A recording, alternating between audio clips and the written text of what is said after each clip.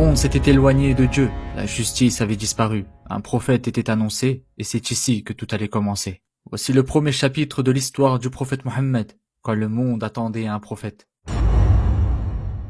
Il y a plus de 1400 ans, l'humanité vivait dans une époque sombre. Les peuples avaient oublié Dieu, et ils se disputaient le pouvoir, la richesse, la domination. Dans tout le monde connu, la justice avait reculé, l'oppression était devenue une habitude, et les plus faibles n'avaient aucune protection. Les grandes civilisations avaient perdu leur âme, l'empire byzantin et l'empire perse dominaient politiquement, mais spirituellement ils étaient à bout de souffle.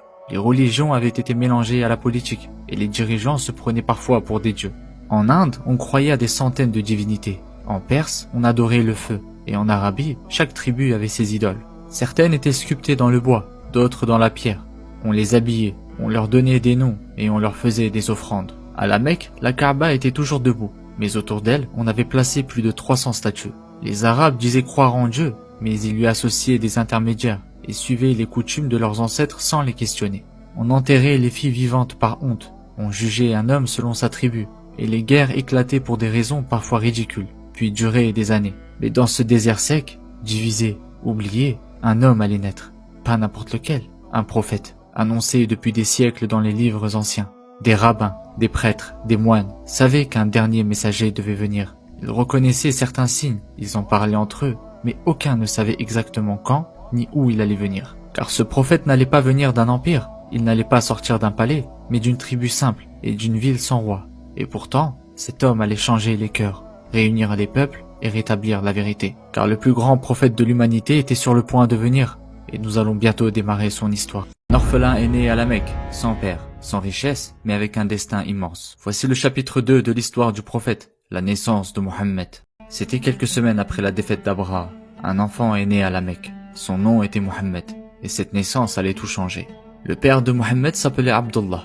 Peu de temps après son mariage avec Amina, il partit pour un voyage vers le nord. Mais sur le chemin du retour, il tomba malade à Yatrib, prochainement appelé Médine, et il n'en revint jamais. Il mourut jeune à l'âge de 25 ans. Il laissa derrière lui une épouse enceinte et un fils qui n'était pas encore né. Amina bint Wahb appartenait à une famille noble de Quraysh. Elle était connue pour sa piété, sa pudeur et son intelligence. Elle portait son enfant seule, mais avec dignité, sans crainte et avec confiance en Dieu. La naissance eut lieu un lundi, dans la maison familiale à la Mecque. Certains rapportent que c'était le 12 du mois de Rabi al-Awwal, une nuit tranquille, mais pleine de sens. Amina raconta qu'au moment de l'accouchement, elle ne ressentit ni douleur, ni trouble, et qu'une lumière était sortie d'elle, éclairant jusqu'aux terres du nord, comme un signe. Son grand-père, Abdul Muttalib, reçut la nouvelle avec émotion. Il donna au nouveau-né le nom de Mohammed, un nom rare à l'époque, mais chargé d'espoir, qui signifie celui qu'on loue, celui dont on parle en bien. À cette époque, les familles de la Mecque avaient une habitude, confier leur nouveau-né à des nourrices bédouines pour qu'ils grandissent dans le désert, loin de la ville, de la pollution, de ses maladies et de son agitation. C'était là-bas que l'enfant apprenait la langue arabe dans sa forme la plus pure et qu'il développait son corps, son caractère et sa résistance. Mais peu de nourrices acceptaient de prendre un orphelin, car il n'avait pas de père, donc pas de fortune. C'est alors qu'arriva Halima as-Sayyidiya, une femme du désert, simple mais au cœur pur. Elle n'avait trouvé aucun enfant à allaiter ce jour-là, mais en voyant Mohammed, quelque chose en elle se déclencha. Elle le prit dans ses bras et ne le lâcha plus. Halima le ramena dans son village, et c'est là-bas, au cœur du désert, que Mohammed passa ses premières années, loin de la foule, entouré de nature, de simplicité et de protection divine. Mohammed n'avait que 4 ans, le ciel l'a choisi parmi tous les enfants, et son cœur fut lavé sans verser de sang. Voici le chapitre 3 de l'histoire du prophète, l'ouverture de la poitrine. Mohammed vivait encore chez sa nourrice Halima, il avait environ 4 ans. C'était un enfant calme, aimé de tous, d'une intelligence et d'une noblesse rares pour son âge.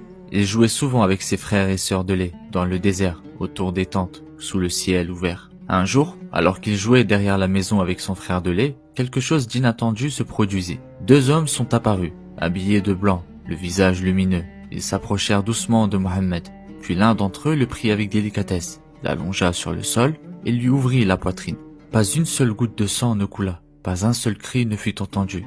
L'ange Jibril alayhi salam venait d'arriver. Il avait une mission divine. Il prit le cœur de Mohammed et retira un petit caillou noir et dit « Ceci est la part du shaitan en toi ». Puis il plaça le cœur dans un récipient en or, rempli d'eau de Zemzem, et il le lava avec soin, purifiant ce cœur déjà pur, nettoyant toute trace du mal, le préparant à la plus grande mission de l'histoire. Quand l'opération fut terminée, ils replacèrent le cœur à sa place, refermèrent la poitrine comme si rien ne s'était passé. Son frère de lait avait tout vu, il avait assisté à la scène, et il courut prévenir Halima. « Oh mère, 2 hommes ont attrapé Mohammed, ils l'ont ouvert, ils l'ont touché au cœur. » Halima accourut, affolée. Elle retrouva l'enfant debout, silencieux, mais sain et sauf. Elle comprit que cet enfant n'était pas comme les autres, qu'il était sous une protection qu'elle ne pouvait comprendre. Mais son cœur, inquiet, prit une décision. Elle ramena Mohammed à la Mecque, plus tôt que prévu, et le rendit à sa mère Amina. Cet événement n'était pas un mythe, ni un symbole, c'était réel. C'était le premier acte d'un grand nettoyage, celui du cœur d'un prophète, choisi, protégé et préparé à recevoir la révélation. Mohammed était encore un enfant, et c'est au milieu du désert qu'il a perdu sa maman. Voici le chapitre 4 de l'histoire du prophète, la mort d'Amina. Mohammed était revenu vivre à la Mecque. Il avait quitté le désert et retrouvé sa mère, Amina. Elle l'aimait profondément. Elle l'élevait seule, avec tendresse, avec foi, et avec la douleur silencieuse de celle qui savait qu'il n'avait plus de père. Il avait 6 ans, un enfant doux, intelligent, curieux de tout, et encore innocent. Amina voulut alors lui faire un cadeau, un dernier voyage, un pèlerinage du cœur. Elle décida de l'emmener à Yatrib, la ville où son époux Abdullah avait été enterré, là où tout avait fini et où tout allait recommencer. Mohammed marcha à ses côtés. Ils traversèrent le désert, et avec la servante Ayman pour les accompagner. Le voyage fut long, mais plein d'amour. Ils restèrent 1 mois à Yatrib, un mois paisible, un mois précieux. Mohammed vit les palmiers, la terre rouge et la tombe de son père qu'il n'avait jamais connue. Mais au retour, Amina tomba malade. D'abord, ce ne fut qu'une fatigue. Elle ralentissait le pas, parlait un peu moins, souriait pour rassurer son fils. Ils s'arrêtèrent à Abwa, un village perdu entre la Mecque et Médine.